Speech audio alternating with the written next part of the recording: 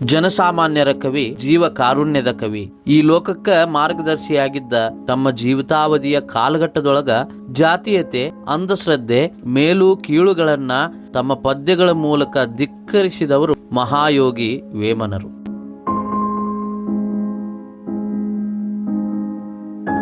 1412ರಿಂದ 1480 ನಡುವೆ ಅಂದ್ರೆ ಅಂದಾಜು 68 ವರ್ಷ ಬದುಕಿದ್ದ ವೇಮನ ಮಹಾಕವಿಗಳು ಜೀವನ ಅನ್ನುವಂತ ಸಂತೆಯೊಳಗಿದ್ದುಕೊಂಡ ಸಂತರಾಗಿ ಯೋಗಿಗಳ ಯೋಗಿ ಮಹಾಯೋಗಿಯಾಗಿ ಬೆಳೆದದ್ದು ಅಪೂರ್ವ ಅಂತ ಹೇಳ್ಬೋದು. 15ನೇ ಶತಮಾನದ ತೆಲುಗು ಭಾಷೆಯ ಅನುಭಾವಿ ವಚನಕಾರ, ಸಮಾಜ ಸುಧಾರಕ ಈ ವೇಮನ. ಕನ್ನಡದಾಗ ಸರ್ವಜ್ಞ ಕವಿ, ತಮಿಳಿನೊಳಗ ತಿರುವಳ್ಳುವರ್ ಇದ್ದಂಗ ತೆಲುಗಿನೊಳಗ ಮಹಾಯೋಗಿ ವೇಮನರದರ. 15ನೇ ಶತಮಾನದಾಗ ತೆಲುಗು ಭಾಷಿಕ ಶ್ರೇಷ್ಠ ವಚನಕಾರ, ಕವಿತಿಲಕ, ಸಮಾಜ ಚಿಂತಕ ಅಂತೇಳಿ ಖ್ಯಾತಿಯನ್ನ ಪಡೆದಂತ ವೇಮನರು ಮಾನವ ಕುಲದ ಏಳಿಗೆಗಾಗಿ ಶ್ರಮಪಟ್ಟವರೊಳಗ ಅಗ್ರಗಣ್ಯರು ಅಂತ ಹೇಳ್ಬೋದು. ಅವರ ವಚನಗಳು, ಸಂದೇಶವಿರುವಂತ ಪದ್ಯಗಳು ತೆಲುಗಿನ ಸಾಹಿತ್ಯದೊಳಗ ವೇಮನ ಶತಕಲು ಅಂದ್ರ ವೇಮನ ಶತಕಗಳು ಅಂತೇಳಿ ಪ್ರಸಿದ್ಧಿ ಪಡೆದವ.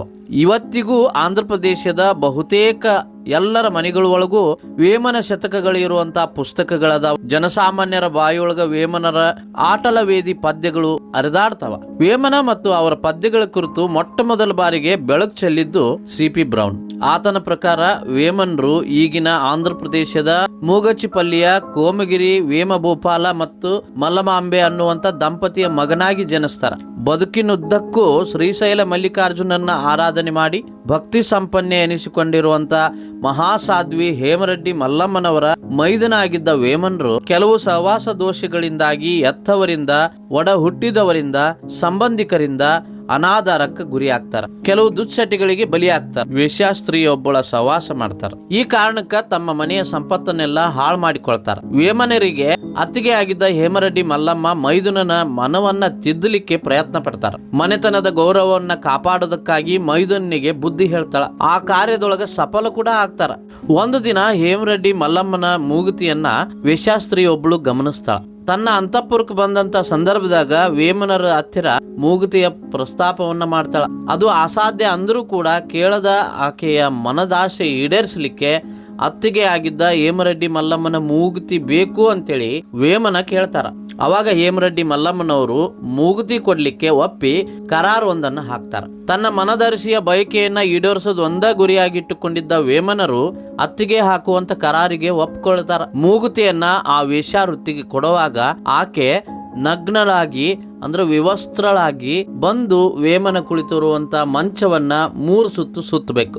ನಂತರ ಹಿಂಬದಿಗೆ ಬಾಗಿ 2 ಕಾಲುಗಳ ನಡುವೆ ಬಗ್ಗಿ ಕೈ ಚಾಚಿ ವೇಮನಿಂದ ಮೂಗುತಿಯನ್ನ ಪಡಿಬೇಕು. ಆಕೆ ಆ ಮೂಗುತಿಯನ್ನ ಇಸ್ಕೊಳ್ಳೋವರೆಗೂ ವೇಮನರು ಆಕೆಯ ನಗ್ನ ದೇಹವನ್ನ ತದೇಕ ಚಿತ್ತನಾಗಿ ನೋಡಬೇಕು ಅಂತೇಳಿ ಅತ್ತಿಗೆ ಹಾಕಿದ ಕರಾರಿನ ಜೊತೆಗೆ ವೇಮನರು ವೇಶ್ಯ ಮನೆಗೆ ಹೋಗ್ತಾರ. ಅತ್ತಿಗೆಯ ಮಾತನ್ನ ಚಾಚೂ ತಪ್ಪದೆ ಪಾಲಿಸ್ತಾರ. ಮೂಗುತಿಯನ್ನ ಕೊಡುವಾಗ ಪ್ರೇಯಸಿಯ ನಗ್ನ ಶರೀರವನ್ನ ಕಂಡ ತಕ್ಷಣ ಅವರೊಳಗ ಭಯಂಕರವಾದ ಜಿಗುಪ್ಸೆ, ಅಸಹ್ಯ ಭಾವನೆ ಮೂಡ್ತದ. ತಕ್ಷಣ ವೈರಾಗ್ಯ ತಾಳ್ತಾರ, ಗಾಬರಿಗೊಳ್ತಾರ, ಕಣ್ಣು ಮುಚ್ಚಿಕೊಳ್ತಾರ.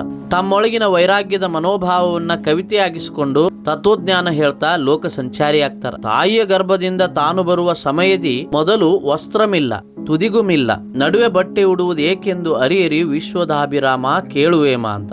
ತಕ್ಷಣ ಜೀವನ ಎಲ್ಲ ನಶ್ವರ ಅನಿಸಿ ಆ ವೇಶ್ಯಾಸ್ತ್ರೀಯ ಮನೆಯಿಂದ ಹೊರಗೆ ಬರ್ತಾರ. ನಾಡಿನ ತುಂಬೆಲ್ಲ ಸಂಚಾರ ಮಾಡಿ ಲೋಕಜ್ಞಾನವನ್ನ ಹರಡ್ತಾರ. ತಮ್ಮ ಸಾಧನೆಯಿಂದ ಮಹಾಯೋಗಿ ಆಗ್ತಾರ. ಯೌವನದ ಆರಂಭದ ದಿನದಾಗ ಸ್ವೇಚ್ಛಾ ಜೀವನ ನಡೆಸ್ತಾ ಇದ್ದ ವೇಮನರು ಜ್ಞಾನೋದಯ ಪಡೆದು ದಾರ್ಶನಿಕ ಕವಿನೂ ಅನುಭಾವಿಯೂ ಆಗಿ ರೂಪುಗೊಂಡದ್ದು ಐತಿಹಾಸಿಕ ಸತ್ಯ. ಯೋಗಿ ವೇಮನ ವಚನಗಳ ಸತ್ಯವನ್ನ ಪ್ರತಿಪಾದಿಸಿದ್ದು, ಲೋಕಕ್ಕೆ ಹಂಚಿದ್ದು ಇವತ್ತಿಗೂ ಪ್ರಸ್ತುತ ಅನಿಸವು. ಈಗಿನ ಆಂಧ್ರ ಪ್ರದೇಶದ ಕಡಪ ಜಿಲ್ಲೆಯ ಕದಿರು ತಾಲೂಕಿನ ಕಟಾರುಪಳ್ಳಿಯೊಳಗ ಅವರ ಸಮಾಧಿ ಇದ್ದು ಪ್ರತಿ ವರ್ಷ ಜಾತ್ರೆ ನಡೀತದ. ಸುಖದೊಳಗೆ ಆಸಕ್ತನಾಗಿ ಲೌಕಿಕ ಜೀವನದೊಳಗ ಕೆಟ್ಟವನು ಅನಿಸಿಕೊಂಡಿದ್ದ ವೇಮನರು ಗುರುವಿನ ಕೃಪಾ ಕಟಾಕ್ಷದಿಂದ ಜ್ಞಾನಿ ಆಗ್ತಾರ, ಯೋಗಿ ಆಗ್ತಾರ, ಸಿದ್ಧ ಸಾಧಕರಾಗ್ತಾರ. ಮೊದಲಿನಿಂದಲೂ ವೇಮನರು ಸತ್ಯ ಪ್ರಿಯರಾಗಿದ್ರು. ನೇರ ಮತ್ತು ನಿರ್ಭಯವಾಗಿ ತೋಚಿದ್ದನ್ನ ಮಾತನಾಡುವ ಸ್ವಭಾವ. ಸೃಷ್ಟಿಯೊಳಗ ಎಲ್ಲರೂ ಸಮಾನರು, ಮೇಲು ಕೀಳು ಅನ್ನೋದೇ ಇಲ್ಲ ಅನ್ನೋದನ್ನ ಹೇಳ್ತಾ ಎಲ್ಲಾ ಜಾತಿಗಳ ಹಿರಿತನವನ್ನು ಪೊಳ್ಳು ಅಂತ ಸಾರಿದ್ರು. ಜಾತಿ ಪದ್ಧತಿಯನ್ನ ತೀವ್ರವಾಗಿ ಖಂಡಿಸಿದ್ರು. ಯೋಗಿಯಾದ ನಂತರ ವೇಮನ ಮನೆ ಬಿಟ್ಟು ಬೈರಾಗಿಯಾಗಿ ಸುತ್ತಾಡಿದ್ರು. ಎಲ್ಲರಿಗೂ ತಾವು ಒಳ್ಳೆಯದು ಅಂತೇಳಿ ಕಂಡುಕೊಂಡದ್ದನ್ನೇ ಹೇಳಲಿಕ್ಕೆ ಪ್ರಯತ್ನ ಪಟ್ರು. ಜನಸಾಮಾನ್ಯರ ಬಾಯಾಗ ಸುಲಭವಾಗಿ ನಿಲ್ಲಬಲ್ಲ ಪದ್ಯಗಳನ್ನ ರಚಿಸಿ ಹೇಳಲಿಕ್ಕೆ ಶುರು ಮಾಡಿದ್ರು. ವೇಮನರ ಪದ್ಯಗಳ ಕೊನೆಯೊಳಗ ವೆರ್ರಿ ವೇಮ ಅಂದ್ರ ಹುಚ್ಚ ವೇಮ ಅಂತೇಳಿ ಹೇಳಿರೋದನ್ನ ನೋಡ್ತೇವೆ. ಆದ್ರ ಆಟವೆಲದಿ ಛಂದಸ್ಸಿನೊಳಗ ಹೇಳಿರುವಂತ ಪದ್ಯಗಳ ಬಹಳಷ್ಟು ಜನಪ್ರಿಯವಾದವು. ತೆಲುಗು ಸಾಹಿತ್ಯದೊಳಗ ಆಟವೆಲದಿ ಛಂದಸ್ಸಿಗೆ ಒಂದು ರೂಪ ಕೊಟ್ಟು ಅದಕ್ಕ ಸ್ಥಾಯಿಯಾದ ಸ್ಥಾನ ಕಲ್ಪಿಸಿದ್ದು ವೇಮನರ ರಚನೆ ಅಂತೇಳಿ ಹೇಳಲಾಗ್ತದ. ವೇಮನರ ಬಹುಪಾಲು ಪದ್ಯಗಳು ವಿಶ್ವದಾಭಿರಾಮ ಕೇಳುವೇಮ ಅನ್ನುವಂತ ಅಂಕಿತ ನಾಮದೊಳಗ ಅದಾವ. ತಮ್ಮ ಗುರು ಅಭಿರಾಮಾಚಾರ್ಯರ ಗೌರವಾರ್ಥ ಇದನ್ನ ಬಳಸಿರಬಹುದು ಅಂತ ಹೇಳಲಾಗತ್ತ. ವಿಶ್ವಬೋಧೆ ಮಾಡಿಸಿದ ಗುರು ನಿನಗೆ ಹೇಳಕತ್ತಾರ, ಅದನ್ನ ಕೇಳು ಅಂತೇಳಿ ಹೇಳುವಂತ ಅರ್ಥ ಇದು. ಮೂರೇ ಸಾಲಿನೊಳಗ ಬಾಳಿನ ಸಾರ ಸರ್ವಸ್ವವನ್ನೆಲ್ಲ ಭಟ್ಟಿ ಇಳಿಸಿ ಜನರ ಆಡ್ ಮಾತಿನೊಳಗೆ ಅವರಿಗೆ ತಿಳಿಸಿ ಅವರ ನಾಲಿಗೆ ಮೇಲೆ ಸದಾ ಜೀವಂತವಾಗಿರುವಂಗ ಪದ್ಯಗಳನ್ನ ಬರೆದದ್ದು ವೇಮನರು. ಅವರ ಬರೆದ ಕೆಲ ಪದ್ಯಗಳನ್ನ ಇಲ್ಲಿ ನೀವು ಗಮನಿಸ್ರಿ. ಆತ್ಮಶುದ್ಧಿ ಇರದ ಆಚಾರವೇತಕ್ಕೆ, ಮಡಕೆ ಶುದ್ಧಿ ಇರದ ಅಡುಗೆಯಾತಕ್ಕೆ, ಚಿತ್ತಶುದ್ಧಿ ಇರದ ಶಿವನ ಪೂಜೆ ಯಾಕೆ, ವಿಶ್ವದಾಭಿರಾಮ ಕೇಳುವೇಮ, ಮಿಥ್ಯ ತಿಳುವಿನಿಂದ ಮೋಕ್ಷ ದೊರಕಬಹುದೇ, ಕೈಲಾಗದ ಕೆಲಸ ಗೆಯ್ಯಬೇಡ, ಗುರುವು ಎನ್ನಬೇಡ, ಗುಣಹೀನನಾಗಿರೇ, ವಿಶ್ವದಾಭಿರಾಮ ಕೇಳುವೇಮ. ಹಿಂಗ ಅನೇಕ ವಚನಗಳನ್ನ ಆಡು ಭಾಷೆಯೊಳಗ ಹೇಳ್ತಾ ಸಮಾಜದ ಓರೆಕೋರೆಗಳನ್ನ, ಮೌಢ್ಯಗಳನ್ನ, ಸಾಧನತ್ರಯಗಳನ್ನ ಸರಳ ಮತ್ತು ಸುಂದರವಾಗಿ ಪದ್ಯಗಳ ಮೂಲಕ ತಿಳಿಸ್ತಾ ಸಾಮಾನ್ಯರೊಳಗ ಸಾಮಾನ್ಯರಂಗ ಜನರ ಕಷ್ಟಗಳಿಗೆ ಸ್ಪಂದಿಸಿಕೊಂಡು ಅವುಗಳನ್ನ ಪರಿಹರಿಸ್ತಾ ಲೋಕ ಸಂಚಾರ ಮಾಡ್ತಾ ಊರಿಂದೂರಿಗೆ ಪ್ರಯಾಣ ಬೆಳೆಸ್ತಾರ.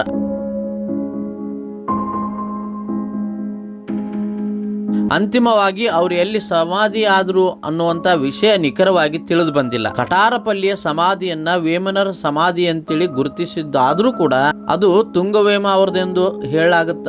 ಆಂಧ್ರ ಪ್ರದೇಶದೊಳಗ ಒಟ್ಟು 3 ಜನ ವೇಮನರು ಆಗಿ ಹೋಗ್ತಾರ ಅಂತೇಳಿ ಕೆಲವರು ಅಭಿಪ್ರಾಯ ಪಡ್ತಾರ.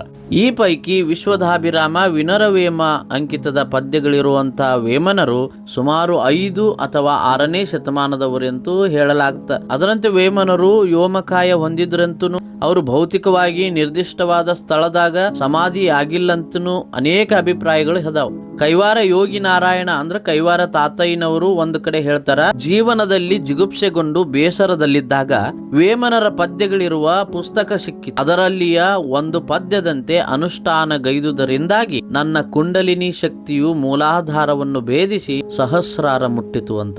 ಇವತ್ತಿಗೂ ಅಚಲ ಸಂಪ್ರದಾಯದೊಳಗ ವೇಮನರು ಅಗ್ರಗಣ್ಯ ಗುರುಗಳು ಅಂತೇಳಿ ಪೂಜಿಸಲಾಗ್ತದ.